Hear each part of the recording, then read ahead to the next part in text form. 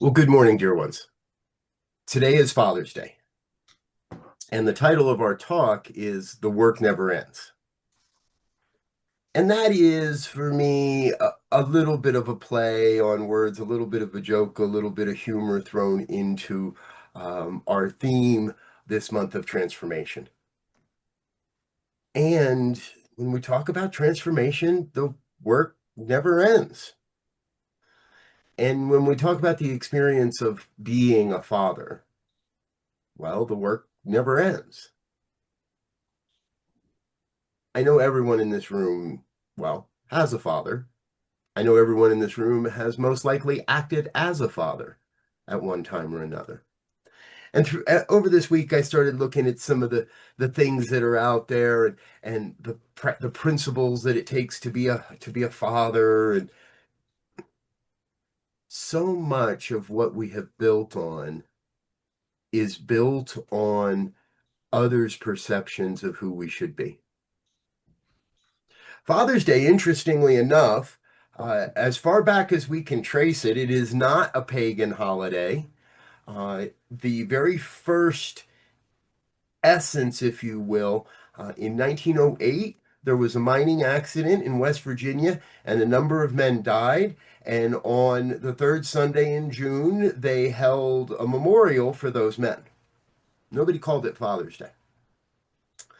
In 1910, a woman in Tacoma, Washington, was so touched by a Mother's Day sermon that she decided there needed to be a special day to honor her father and to call it Father's Day. Interestingly enough, Father's Day was not made a national holiday until 1972. So, what is Father's Day? Is it a day where we celebrate the men in our lives or how others have shown up as masculine leaders in our lives? Is it just a day where guys get a day off and I don't have to cut the lawn and I get to pick what favorite food I want for dinner? And um, or is there something more to it? Next week, we'll be celebrating the solstice. Summer solstice marks that point where there is the most light in the year, the most daylight, at least in the northern hemisphere. There is the most light hour to hour, the most hours throughout a day. So for many, that becomes a great day to go out and get stuff done. So I don't have to mow the lawn this week, but I am going to have to mow the lawn next week. I want us to think even more, though, the work that we are each here to do. It seems to me that for many, it might take a while, it can take a while to find out what our true calling really is. What is our soul's purpose? You've heard me ask that question a lot. In this life of ministry, the work never ends. I spent time this week talking with colleagues on a number of different topics and things, and invariably one of those conversations came around to, what is your day off? And the room fell silent, and for the most part, people avoided the question. Many agreed that Mondays was our day off, but then again, when the phone rings, we don't ignore it. When people call, we answer. And I started looking at other industries as well that are in the space of moving humanity forward, supporting people, coaches and such, that many of them never take a day off either. I know I'm really happy to know that God never takes a day off. And let's remember that when we use the word God around here, we're not talking about some far off distant entity in the sky that we are begging and beseeching to answer our prayers, and not that. It's good to know that the principles that upon which we stand, the principles we teach, the principles we live by, never take a day off. It would honestly, if you think about it, be a really, really strange experience if gravity took a day off, or if the winds didn't blow for a day, or if the sun just decided not to shine for a day. Principles that we get to live by, and that's the invitation for today, is really to reflect into what is it that I have come here to accomplish? What is it that I have come here to serve?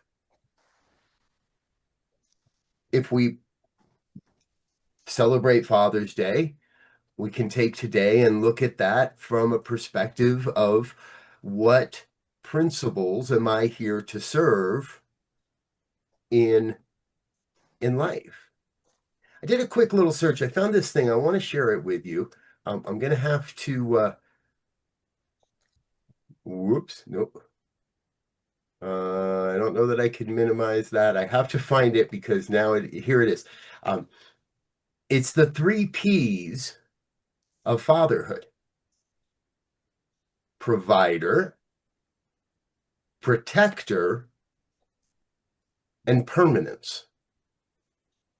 And when I found that, and I thought to myself, well, heck, Lara does that. My wife does that all the time. She does that for our kids. She is all that. She helps to provide. She helps to protect. She helps to create that sense of permanence. And so this isn't so much about being a father as it seems to me like it's about being a human. We go through our lives with various stages where we are provided for and where we are the provider. We go through stages in our lives where we are the provider for ourselves. We go through the stages of life where we are the provider for others, for more than just ourselves. And perhaps even we are the provider for a great vision, a vision such as the spiritual community. We were joking a little prior to the program about finances and things, and a project that I have in my vision. And I don't want to go into the details, but the truth is that project will come to fruition as that project finds its provider. Perhaps it'll be me, perhaps it'll be someone else, perhaps it'll be a community of people. The people in this room, you've been providing for CSL Boulder Valley for quite some time. Mm-hmm. And I'm really honored that Lara and I get to now be part of that team. And even when we forget to bring a check to the in-persons, we get it in there. We get our donation in there through the digital means. We find a way, and I know everyone in this room is doing that. And what I want us to hold is that because we are holding that, because we are those folks now, we create that energetic vibration that there's room for more. It's through that sense of recognizing that there's room for more. And not that we have to go out and find these people, or not that we have to do anything specific to help them find us. Yeah, we go through writing the newsletters and talking to our friends and inviting people to events. And we have a really cool workshop coming up next week we'll tell you about later that is a great opportunity to let some more people know about the wonder, what I trust. I'm going to put words in your mouth now here, folks. The amazing life that you have found that is CSL Boulder Valley. Just like when our kids were born. We would do anything to tell our friends and our family just how great our kids are. When they started walking, when they started eating, and when they started fighting back and when they started staying out late and when they started not coming home at night. And we've been telling that story, and I'm here to share with you that the work never ends. I can't imagine not being proud and sharing the good news of my kids and my family. And I can't imagine not sharing the good news of this community with friends and family and colleagues and neighbors and everyone. It's in this place of being the provider. And I hope you're with me. Providing goes beyond just the money.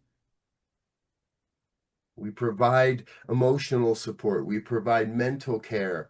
We do not provide mental health services. That would be a doctor. We don't do that. But we provide resources and we provide community. We provide connection. We provide a shoulder perhaps to cry on, and we provide someone to support and lift us up and say yes. Someone to come over and help pack the boxes.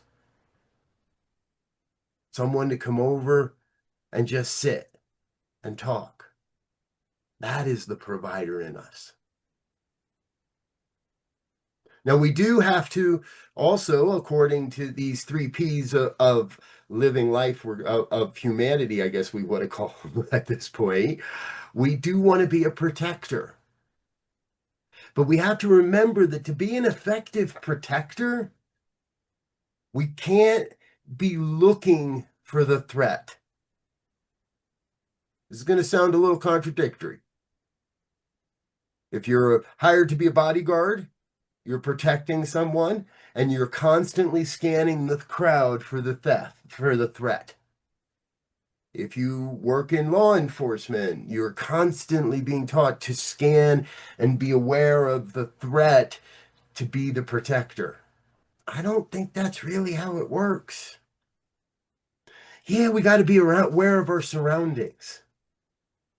Yesterday, Laura and I were in downtown Denver, and there were a lot of people in downtown Denver, and we had a couple friends with us, and there was a constant vigilance that I had, not to be looking for a threat in the crowd, but to keep an eye on me and mine.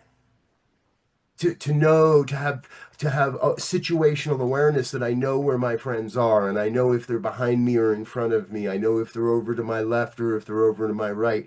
I'm not out there looking for who's got a mask on and who might be carrying a weapon. I'm out there making sure that my friends, the people I care about, and that circle stretches as we go throughout our experiences, yes, that they're okay, that they're safe.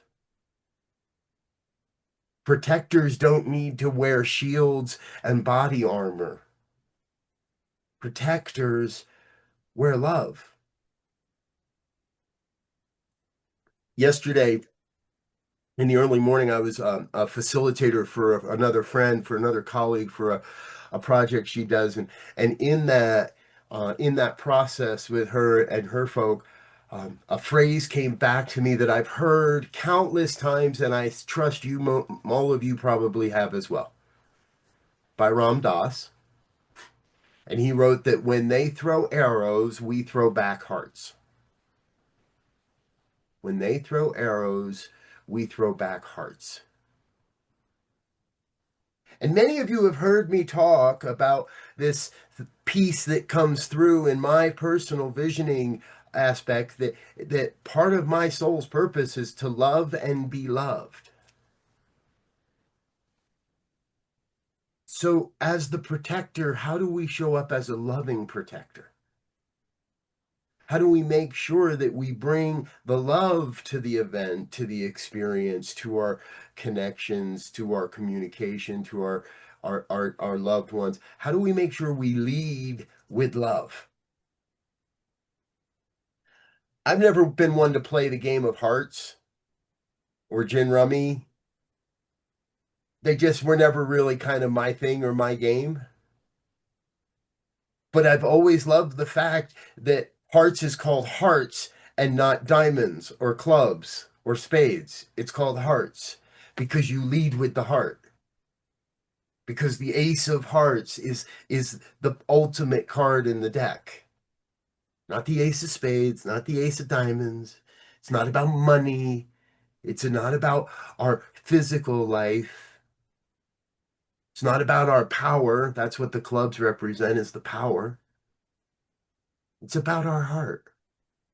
It's about our love. So we're not just protecting our own selves. We're protecting that which we love, those that we love. And then we get to the permanence. It has been said, and there are a whole lot of studies out there, and I'm sure we could go dig them up and find you the references if we need to. But a home without a father can be a tough place to grow up. A kid without a father has a tougher road to traverse.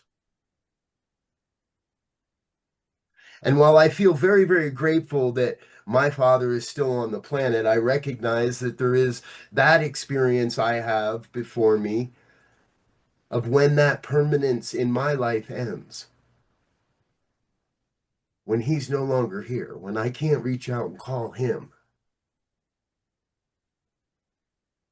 Some of you have been through that. You know that road. And what I trust and what I believe is that permanence lives on, not in the physical form. And we've talked about this a few weeks back. Talk about this rather often, actually. Our eternality is part of our permanence. And so the permanence is not just that, yes, I'll be there for your baseball game, or I'll do my best to get home from that business meeting and be at this thing or that event. Our permanence is not just that, yeah, I'll help you out with a few bucks, even though you are 45 or 60 or 32 or whatever. Yeah, I'll be there. Yeah, I'll come hang out and do this with you. The permanence is that, but it is also that deep reassurance, that deep connection that says you will always be in my heart. There will always be that love. And for anyone that might have a rough relationship with their father, for anyone that might be thinking there's no permanence there, I left him long ago, or there's no permanence there, he left me long ago, I'll share with you, there is still permanence, because we still think of him in some way or another, good, bad, indifferent. And in some way, he's still on the planet, he thinks of us in some way, good, bad, or indifferent. More importantly, I want to celebrate the permanence of this community, of this sacred Sangha that has been created and has been active here in Lafayette in the Boulder Valley for 25 years. Think about where you were when your kid turned 25. My eldest is about to turn 20 in just a few days. My first Father's Day was not a real Father's Day because, well, Reed wasn't born yet. And Laura was just begging for it to let's go already. I think she was more than ready to get that over with. Let's go. And our father, my very first Father's Day, if you will, with that sense of permanence that I will be here until my last breath for this child. I will be here until my last breath for this philosophy. Now that's me. I'm not saying you have to make that type of a commitment to this community or to this belief system, this philosophy, what I call New Thought or Science of Mind or any of the other branches of New Thought. For me, It's commitment. It's a permanence. And ministers, we have our inside jokes and all that. And this past week there was a Colorado ministers meeting, and a number of us got together and shared at a lunch and got to talk and chat and how you doing and this is going on and what are we doing about all that kind of stuff. And we got to joking that some people lose track of the site or lose track of the fact that Reverend has the letters EAEND. That's how we kind of remember how to spell it. You're a reverend until the end. You're a reverend first and until the end. And there are people in this philosophy that come in the door and they learn a little bit about it and they think they know all about it, and then they go out and they stick their head in the sand and pretend they don't know about it. But that's not really real. Once this philosophy finds you, once these principles and practices find you, I don't believe you can deny their existence. Just like a long lost father can't deny that they have a child out there somewhere.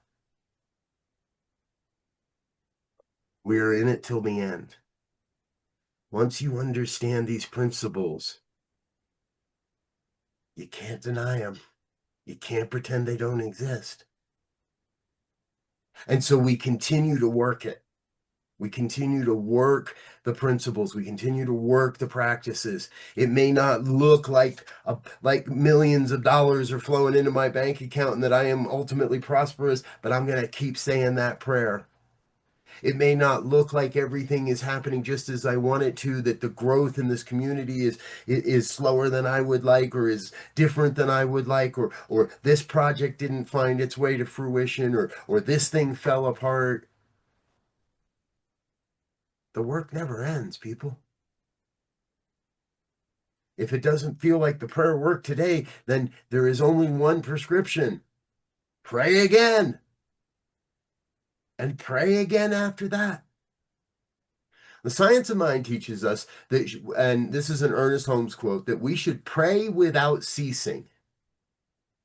Now, if we look at prayer from a more traditional perspective of that begging and beseeching, well, God, to be begging and beseeching, running around begging without ceasing, that doesn't sound sustainable to me. But to be in the consciousness of oneness, to be in the consciousness of the prosperity, to be in the consciousness of wholeness, to be in that place in consciousness that we teach, that is, I can spend my entire day not looking for the threat, but looking towards recognizing that we are safe and keeping track of my friends. There's an old saying that we use a lot around here as well. In the world, you have to trust your neighbors and you have to tie up your camel. I tie up my camel by keeping an eye on where my people are, on how they're doing. And I trust that there are no guns in the crowd. I trust that our community is growing. I trust that my children are safe, even when they stay out all night or are off in another state on a summer job. I trust, deeply trust, that this community, Center for Spiritual Living Boulder Valley, we are on that precipice of absolute greatness, an amazing evolution in who we are and how we show up in the world. Because once a life has begun, it is eternal. What started by the name of New Horizons And isn't it all the rage these days for kids to take on new names? I'm really convinced we should just stop naming children when they're born and just refer to them as child one or child two or child three, or no gender, no names, just you're our kid until they know who they are enough to say this is who I am. We'd never have another 13-year-old concerned or anxious about trying to come out to their parents about who they are because they haven't had 13 years of being trained to what we think they are. And that's a whole nother sermon. We'll come to that one in another time. See, our work never ends. We constantly get to redefine how we show up in the world. And we constantly get to redefine what shows up in our world based on our use of spiritual practices. Ernest Holmes is very clear. We control the conditions of our lives through the power of our mind. And that's what I want Father's Day to be from now on. I want it to be a reminder. I want it to be a reminder of these principles that we live by. I want it to be a reminder that we are permanent in this, that we are protectors of this philosophy, that we're willing to stand and speak our truth and live it too. So no matter where this day is taking you, to a barbecue, to a phone call, just to a quiet afternoon on your own, maybe to the mountains to throw some frisbees around. I'll raise my hand to that one. Maybe do a nice quiet dinner. No matter where it's taking you, I invite you to take with you today these ideas of being a provider, being a protector, and knowing that it is permanent. We can be active in this. We are involved in this. This is truly who we are. We're all fathers in one form or another. We're all mothers in one form or another. And we can all go beyond the Hallmark holidays and the humanness into the divinity of it, into the divine of it, into that higher consciousness that says deeply we are one. If you're feeling safe enough to close your eyes, I invite you to please do so. Join me in this sacred moment, in this sacred vibration of oneness. We are all that and so much more. Each one a divine emanation of God's life, each one a divine expression of the love and the light and the beauty, the compassion, the health, the wealth, the well-being, the abundance, the prosperity. We are each divine emanations of all this and so much more. And what I know is I know the blessings that we are afforded, the blessings that come into my life, into all of our lives, the blessings never end. Just as the work never ends, the blessings never end. Each day an opportunity to show up authentically, saying, yes, I shall serve. Yes, I shall give. Yes, I shall love. Yes, I shall lead with love. To walk into every room, every conversation. I promise myself here now, I shall lead with love. Yes, and that is good. And that is all we need say, and that will suffice. So with a grateful heart, I lead with love. I loose this word into the law that is already operating upon it, and I let it be. And so it is.